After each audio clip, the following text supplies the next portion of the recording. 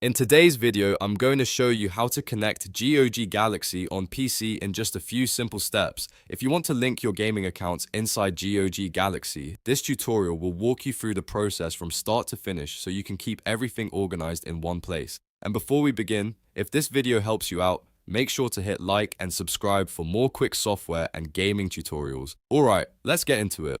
First, open the GOG Galaxy app on your PC.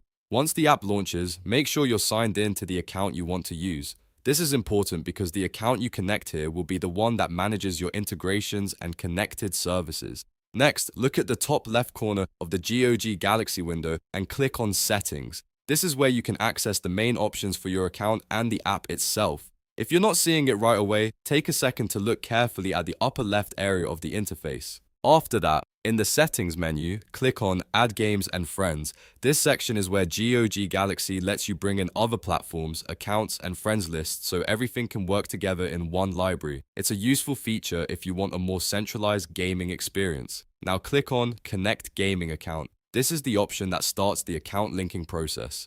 GOG Galaxy will now show you the available services you can connect, so you can choose the one you want to integrate. From there, click on Integrations and then connect your account. You may be prompted to sign in to the other gaming service and approve the connection. Follow the on-screen instructions carefully, and once you confirm, your account will begin linking to GOG Galaxy.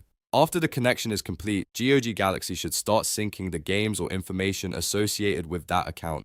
Depending on the service you connected, this may take a moment, so give it a little time to finish updating. Once it's done, you'll be able to see your connected account inside GOG Galaxy. And that's it. You've successfully connected your gaming account in GOG Galaxy on PC. Now you can manage more of your library from one place and make your gaming setup a lot more convenient. If this tutorial helped, don't forget to like the video, subscribe to the channel, and turn on notifications so you don't miss the next guide. Thanks for watching, and I'll see you in the next one.